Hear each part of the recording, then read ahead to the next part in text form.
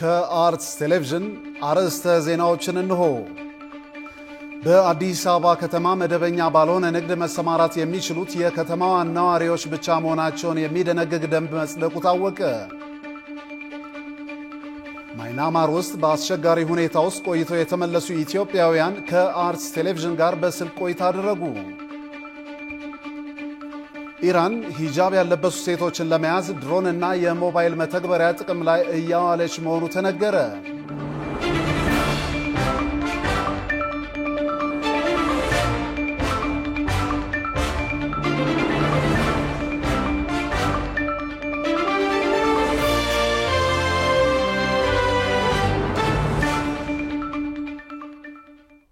የክብር ሰላምታችን በያላችሁበት ይድረስ። ይህ ከአርትስ ቴሌቪዥን የሚተላለፍላችሁ የዜና ወጃችን ነው። በዓለማችንና በሀገራችን በርካታ ጉዳዮች ተከስተዋል። እኛም ከዓለም ዙሪያና ከሀገር ውስጥ የመራረጥንላችሁ መረጃዎች ይዘን ቀርበናል። ከዜናዎቹ ጋር አምላክ ኃይለማየሁ አብሬያችሁ ቆይታ አደርጋለሁ። አብሮነታችሁ አይለየን። በአዲስ አበባ ከተማ መደበኛ ባልሆነ ንግድ መሰማራት የሚችሉት የከተማዋን ነዋሪዎች ብቻ መሆናቸውን የሚደነግግ ደንብ መጽደቁ ታወቀ። ደንቡ በሕገ መንግስቱ ላይ የተቀመጠውን ተንቀሳቅሶ የመነገድ መብትን የሚከለክል አይደለም ተብሏል። ብዙነህ እንዳለ ዝርዝር አለው። በአዲስ አበባ ህጋዊ ንግድ ፍቃድ ወስዶ ከሚነግደው ነጋዴ ባልተናነሰ ህጋዊ ባልሆኑ የጎዳና ላይ ንግዶች ተሰማርቶ ተያዝኩ አልተያዝኩ በሚል ከደንብ አስከባሪ ጋር የሚደረግ ትንቅንቅ መመልከት የተለመደ ጉዳይ ነው። የአዲስ አበባ ከተማ አስተዳደር ካቢኔ በአራተኛ ዓመት 8ኛ መደበኛ ስብሰባው ተወያይቶ ካጸደቃቸው ረቂቅ ደንቦች መካከል መደበኛ ያልሆነ የጎዳና ላይ ንግድ ስርዓትን ለማስያዝ መደረግ ስላለበት ደንብ መሆኑን ለማወቅ ተችሏል። መደበኛ ያልሆነ የጎዳና ላይ ንግድ ስርዓትን ለማስያዝ ደንብ ቁጥር 180/2017 ሆኖ ከጸደቀ ህግ አጠቃላይ ይዘት ጋር በተገናኘ የአዲስ አበባ ከተማ አስተዳደር ፍትህ ቢሮ ኃላፊ አቶ ተክሌ በዛብህ አርትስ አነጋግሯቸዋል።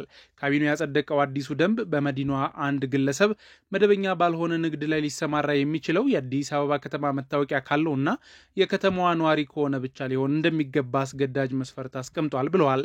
መደበኛ ያልሆነ የጎዳና ላይ ንግድ በኢትዮጵያ ብቻ ሳይሆን በሌሎች ሀገሮችም እንዳለ የተናገሩት ኃላፊው ለከተማዋ የጸጥታና ደህንነት ስጋት እንዳይሆን የትራፊክ እንቅስቃሴ እንዳይስተጓጎል ህግና ስርዓት ተከትለው የሚሰሩ ነጋዴዎችን እንዳይጎዳ የህግ ማዕቀፍ ወጥቶለት ተፈጻሚነቱን መከታተል አስፈላጊ ሆኖ በመገኘቱ ነው ይህ ደንብ የወጣው ብለዋል። ጎዳና ላይ የሚነገደው ንግድ በተወሰነ ጊዜ በተወሰኑ ቦታዎችና የንግድ አይነቶች ተወስኖ የሚሰጥ ስለሆነ አንድ አመት ጊዜ ውስጥ እስከ 200,000 ብር ካፒታላቸውን እንትን ብሎ ወደ መደበኛ ንግድ እንዲሸጋገሩ ስለሆነ በዚህ ጊዜ ውስጥ እንግዲህ ለማንቀሳቀስ የመመዝገቢያ መስፈርቶች አሉ። መመዝገቢያ መስፈርቶች መሃል አንዱ የአዲስ አበባ ነዋሪነትን የሚገልጽ መታወቂያ ነው።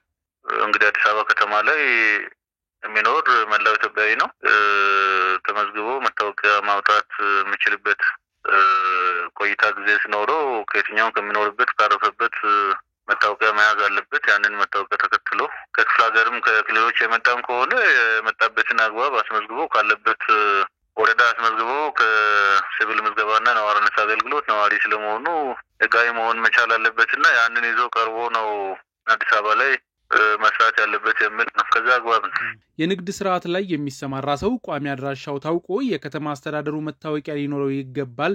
ያ ካልሆነ ግን ለመቆጣጠር አያስችልም ያሉት አቶ ተክሌ የከተማ ነዋሪነት ጉዳይ አንዱ መስፈርት ሆኖ ሊቀመጥ የቻለው በዚህ ንግድ የሚሰማሩ አካላት ህጋዊ ሆነው መንቀሳቀስ እንዲችሉ ለማድረግ መሆኑን ለማስገንዘብ ነው።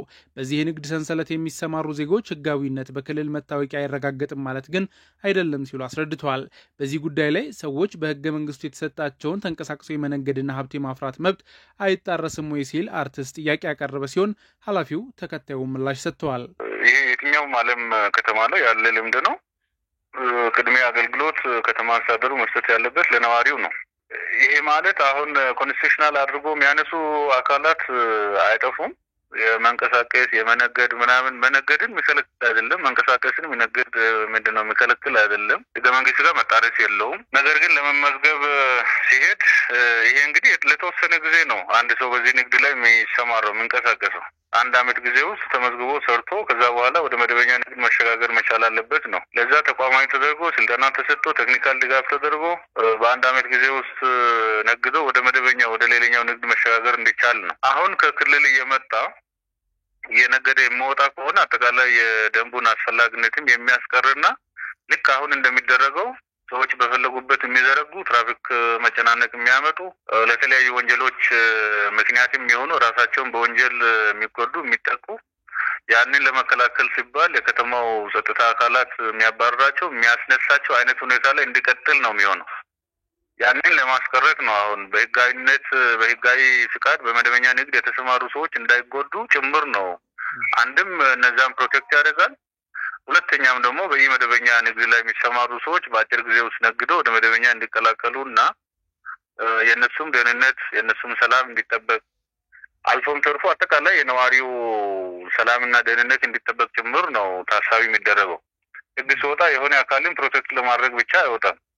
የኔሰሰርሊ ከክልሎች መጥቶ በህጋዊ ንግድ ፍቃድ እንደ ሀገር ተንቀሳቅሶ የሚሰሩ ሰዎችን የሚገድብ ህግ አይደለም። የንግድ ስርዓቱን ለማስተዳደር ለመቆጣጠር የንግድ እድሳት ለማድረግ እንዲሁም የገቢ ደረጃን ተከታትሎ ግብር ለማስከፈልና ከኢመደበኛ ወደ መደበኛ ለማሸጋገር ነጋዴው መታወቅ ይኖርበታል። መደበኛ ባልሆነ ንግድ የሚሰማሩ የአዲስ አበባ ከተማ ነዋሪ ስለመሆናቸውና በዚህ ስራ በተወሰነ የጊዜ ገደብ ዘርፍና ቦታ መሰማራትና መሸጋገር እንደሚችሉም እርግጠኛ መሆን አለብን ከሚል እሳቤ ነው በማለት አብራርቷል። ይሄ ሲሆን ግን ለዚህ ንግድ ተብሎ የሚመረጡ ቦታዎች በመደበኛ የንግድ እንቅስቃሴ ላይ ጫና እንዳይፈጥሩ ጥንቃቄ ይደረጋል ብለዋል። መደበኛ ያልሆነ የጎዳና ላይ ንግድ የብቃት ማረጋገጫና የተለየ የፍቃድ አይነት እንደማያስፈልገው የገለጹት የቢሮ ኃላፊ በደንቡ መሰረት የሚነግዱ ንግዶች የገንዘብ መጠናቸው ዝቅተኛ የሆነ ማለትም በዚህ ስራ ላይ የተሰማሩ ዜጎች በአንድ ዓመት ጊዜ ውስጥ የሚያገኙት ገቢ 200,000 ብር ከደረሰ ወደ መደበኛ ንግድ የሚሸጋገሩበት አሰራርም ይኖራል ሲሉ አስረድተዋል። በዚህ የንግድ እንቅስቃሴ በእኛ ሀሳብ ተንቀሳቅሰው ሻይ ቡና፣ ሶፍት፣ ማስቲካ፣ መፋቂያና የሚሸጡትን ጭምር ያካትታል ሲሉ ጠቅሰዋል። ሆኖም በጣም ዝቅተኛ ገቢ የሚገኝባቸው ናቸው ተብሎ የሚታመኑ የንግድ አይነቶች ሲኖሩ የከተማዋ ንግድ ቢሮ በመመሪያ ሊወስን የሚችልበት እድል ረቂቅ ደንቡ ማካተቱንም አቶ ተክሌ ያይዘዋል። በኢመደበኛ ንግድ ለመሰማራት ከተቀመጡ መስፈርቶች መካከል እድሜው ተጠቃሽ ሲሆን ከ18 ዓመት በላይ የሆናቸው ዜጎች ብቻ በዘርፉ ፍቃድ አውጥተው መስራት እንደሚችሉ ተገልጾ ደንቡ በዜጎች በማህበር ተደራጅተው የሚሰሩበትንም እድል ይዞ መምጣቱንም ተመላክቷል። በአዲስ አበባ ከተማ ከ20,000 በላይ ዜጎች በኢመደበኛ ንግድ ተሰማርተው ይገኙ የነበረ ሲሆን በኮሪደር ልማቱ ምክንያት አብዛኞቹ ተበታትነው አሁን የቀሩት 4,800 ያህል እንደሆኑ ከአዲስ አበባ ከተማ አስተዳደር የንግድ ቢሮ የተገኘው መረጃ ያሳያል። በማይናማር በአስቸጋሪ ሁኔታ ውስጥ ከነበሩ ዜጎች ውስጥ እስካሁን ባለው 130 ኢትዮጵያውያን ወደ ሀገራቸው መመለሳቸው ተነገረ። ሪፖርተራችን ዮርዳኖስ አበበ ወደ ሀገራቸው ከተመለሱ ዜጎች የተገኘውን መረጃ ያካተተ ዘገባ ታስቃኝናለች።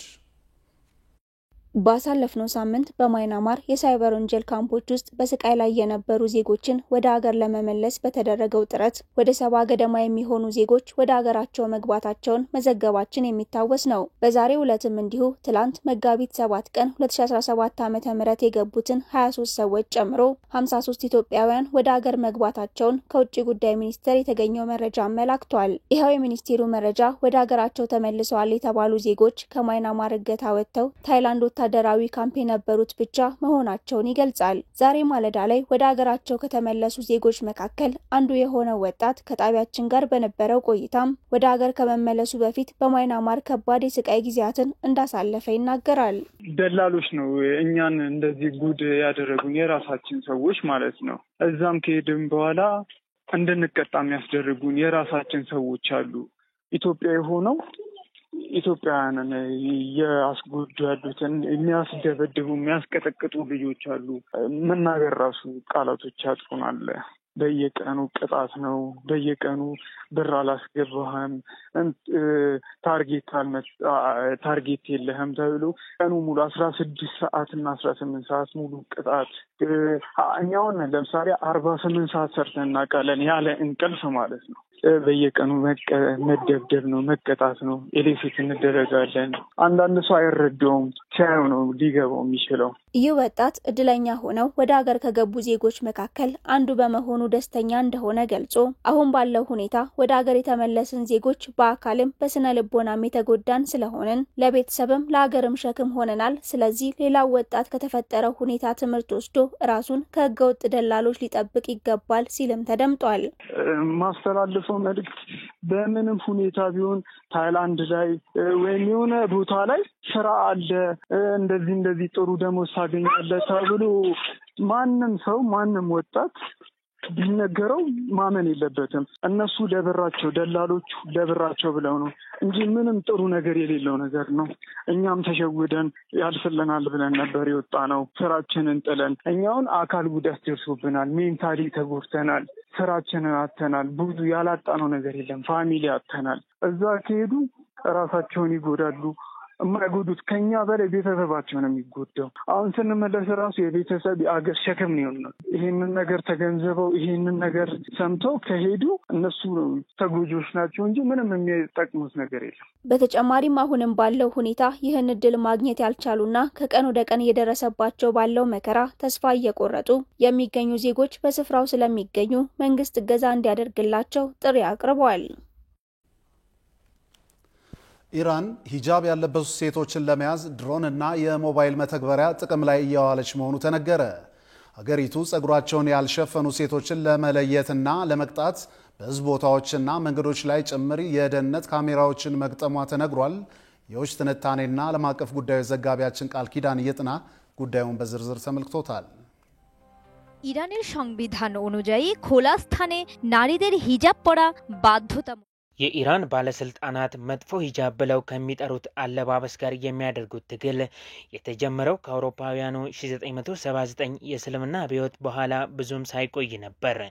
የአብዮቱ መሪ አያቶላ ሩሆላ ሆምኒ ሁሉም ሴቶች በስራ ቦታቸው ሂጃብ አስገዳጅ እንደሚሆንባቸውና ያልተሸፈኑ ሴቶችን ራቁታቸውን እንደሆኑ አድርገው እንደሚመለከቷቸው መናገራቸው በስፋት ይነሳል። የዚህም ዋና ዓላማ ሴቶችን ጨዋ የሆነ ልብስ እንዲለብሱ ማድረግ እንደነበር የኢራን ባለስልጣናት ይናገራሉ። በወቅቱ ብዙ ሴቶች ይህንን ቢያደርጉም በተመሳሳይ መልኩ አጭር ቀሚስ መልበስ፣ ጸጉር አለመሸፈን በቴህራን ጎዳናዎች ላይ የተለመዱ ነበሩ። ይሁንና ሸሪዓን መሰረት አድርጌያለሁ በሚለው የኢራን ህግ መሰረት ሴቶች ጸጉራቸውን በሂጃብ መሸፈን እንዲሁም የሰውነት ቅርጻቸውን የማያሳይ ሰፋ ያለና ረጅም ቀሚስ መልበስ እንዳለባቸውም ያስገድዳል። ከዚህ ጉዳይ ጋር ተያይዘው በኢራን ሂጃብ አለበሽም በሚል በሞራል ደንብ አስከባሪዎች ድብደባ ተፈጽሞባት ለሞት በቅታለች በተባለችው የ22 ዓመቷ ማህሳ ኢማኒ ጉዳይ በሀገሪቱ ከፍተኛ ቁጣና ተቃውሞ መቀስቀሱ የሚታወስ ነው። በርካታ ሴቶች የኢራን እስላማዊ ሪፐብሊክ ጥብቅ የአለባበስ ህግን እንዲሁም ይህንን የሚያስፈጽሙትን የሞራል ደንብ አስከባሪዎች በመቃወም የሚጠመጥሙትን ሂጃብ በአደባባይ እስከ ማቃጠል ደርሰው እንደነበርም አይዘነጋም። ከዚያ ጊዜ ወዲህ የግዳጅ አለባበስ ህግን የሚቃወሙ ሴቶች ቁጥር እየጨመረ መሄዱን ተከትሎ ኢራን ሂጃብ በአግባቡ ያለበሱ ሴቶችን ለመለየትና ለመቅጣት በህዝብ ቦታዎችና መንገዶች ላይ የደህንነት ካሜራዎችን እስከ መግጠም ደርሳለች። ከዚህ በተጨማሪም የሀገሪቱን እስላማዊ ህግ የሚጻረሩ አለባበሶች የሚከተሉ ሴቶችን ለመቆጣጠር ሰው አልባ አውሮፕላንና የሞባይል መተግበሪያዎችን እየተጠቀመች መሆኑን የተባበሩት መንግስታት ድርጅት አስታውቋል። ዜጎች ልዩ የስልክ መተግበሪያዎችን በመጠቀም የአለባበስ ህግ ያልተከተሉ ሴቶች ላይ ጥቆማ እንዲሰጡ እየተደረገ ነው ሲሉ ያስታወቁት የተመድ መርማሪዎች በፖሊስ ይዞታ ስር የዋሉ ሴቶች ወሲባዊ ጥቃት እንደሚፈጸምባቸውና ክፉኛ እንደሚደበደቡ ማረጋገጣቸውን በሪፖርታቸው አመልክተዋል። አስገዳጁ የሂጃብ ህግ ከኢራን እስላማዊ ሪፐብሊክ ምስረታ እኩል ዘመናትን ያስቆጠረ ሲሆን በአሁኑ ወቅት ግን ባለስልጣናቱ የሴቶችን አለባበስ ለመቆጣጠር በሞከረው ቁጥር ተቃውሞ እየጨመረና ሂጃብ አንለብስም የሚሉ ሴቶች ቁጥርም እየተበራከተ ይገኛል። Her death ignited a spark under Iran's long simmering anger. የመልቲሞዳል ትራንስፖርት አገልግሎት ለመስጠት ፍቃድ ያገኙ ኩባንያዎች ማስጠንቀቂያ ተሰጣቸው። ኩባንያዎቹ በ6 ወራት ውስጥ ወደ ስራ የማይገቡ ከሆነ ፍቃዳቸው እንደሚሰረዝ የማሪታይም ባለስልጣን አስታውቋል። ሩሃ ግርማ ተጨማሪ አላት። ኢትዮጵያ በአሁኑ ወቅት የቻይና፣ የዱባይ፣ የአሜሪካና የአውሮፓ ዋና የንግድ መስመሮችን በመጠቀም የተለያዩ ጥሬ ዕቃዎችን እያስገባች ትገኛለች።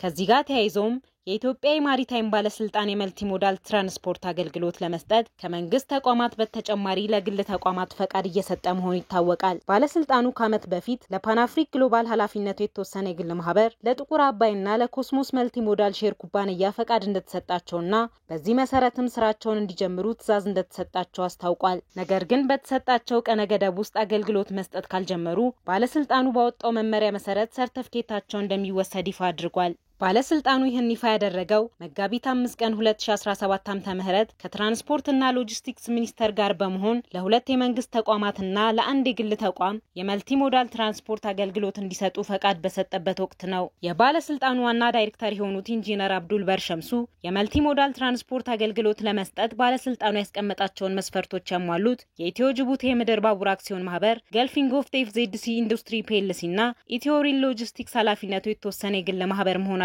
ተናግረዋል። ዳይሬክተሩ ከዚህ ቀደም የመልቲሞዳል ትራንስፖርት አገልግሎት ለግሉ ዘርፍ ክፍት ባለመሆኑ ምክንያት በጅቡቲ ወደብ ለበርካታ ቀናት ተከማችተው የሚቆዩ የሀገሪቱ ንብረቶችን በፍጥነት ማንሳት እንዳልተቻለ ተናግረዋል። በዚህ መሰረት አስመጪዎችና ኤክስፖርተሮች የተሻለ ተቋምና በፈለጉት ዋጋ አወዳድረው ማሰራት ስለሚፈልጉ የመልቲሞዳል ትራንስፖርት አገልግሎት ለመስጠት ለሚፈልጉ ተቋማት ፈቃድ እንዲሰጣቸው እየተደረገ ነው ብለዋል። የትራንስፖርት ሎጂስቲክስ ሚኒስተር ዶክተር አለሙ ስሜ የመልቲሞዳል ትራንስፖርት አገልግሎት በተሻለ ሁኔታ ለመምራት የግል ዘርፉን ማሳተፍ አስፈላጊ ሆኖ ታምኖበት ወደ ስራ እንደተገባ ተናግረዋል።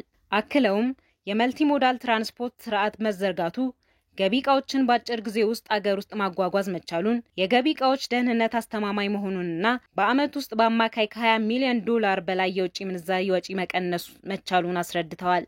አገልግሎቱን በተመለከተም በቀጣይ 2 ዓመታት ውስጥ የውጭ ኩባንያዎች እንዲሳተፉ ክፍት እንደሚሆን ተገልጿል።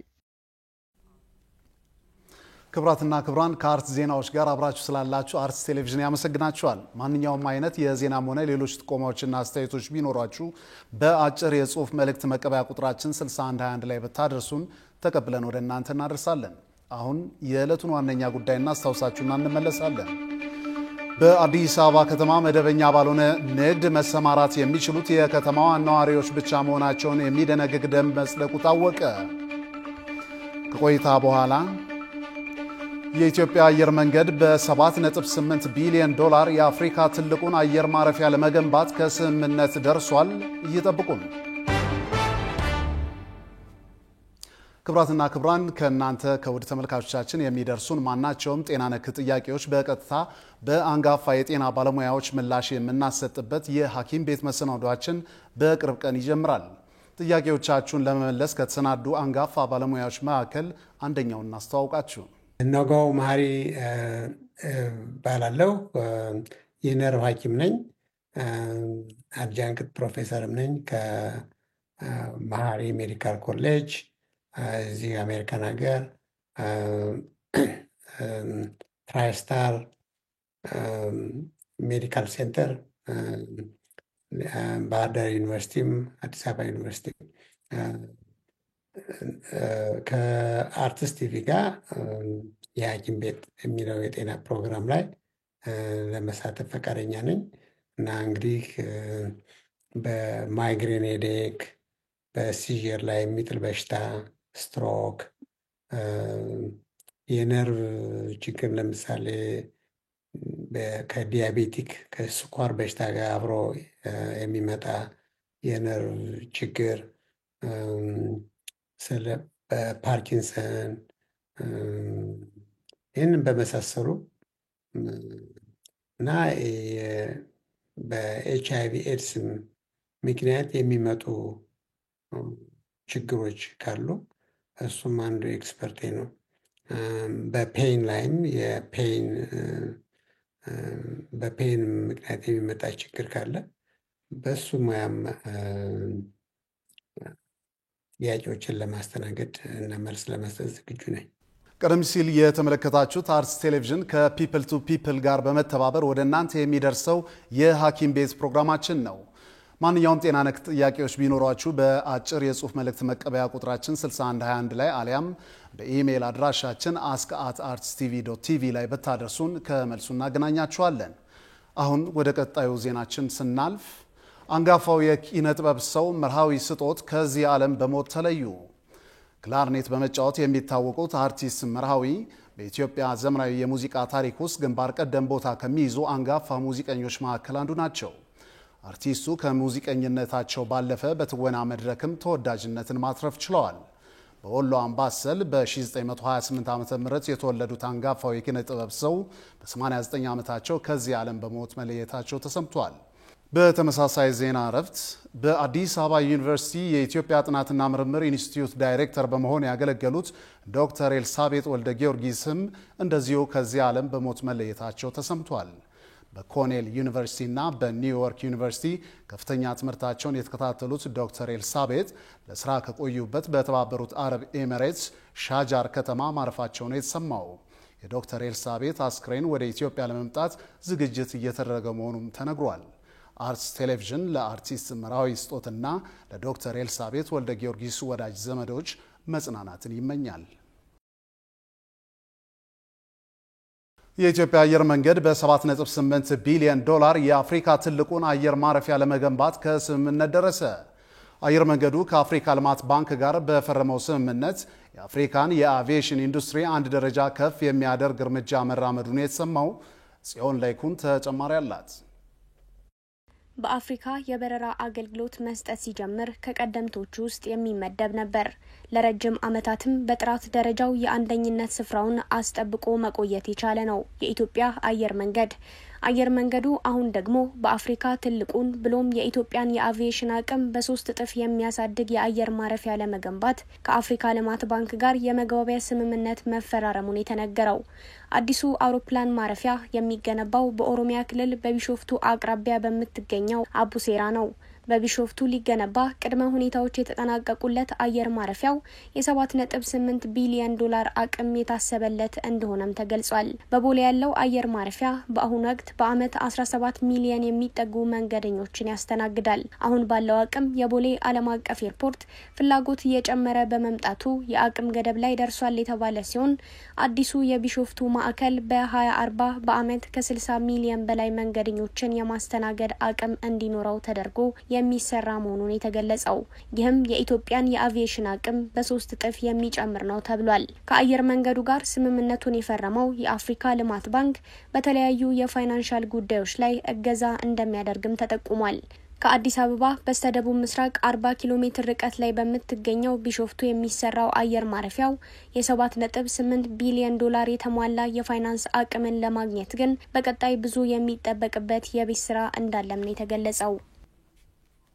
ውድ ተመልካቾቻችን የአርትስ ቴሌቪዥን የሰዓቱ ዜናዎች የተከታተላችሁትን ይመስሉ ነበር። ስለሰጣችሁን ጊዜ ከልብ እያመሰገንን ከዜናዎቹ ጋር አምላክ ኃይለ ዓለማየሁ ቆይታ አድርጌያለሁ። ከቀሪ የጣቢያችን ዝግጅቶች ጋር መልካም ጊዜ እንተኛለን።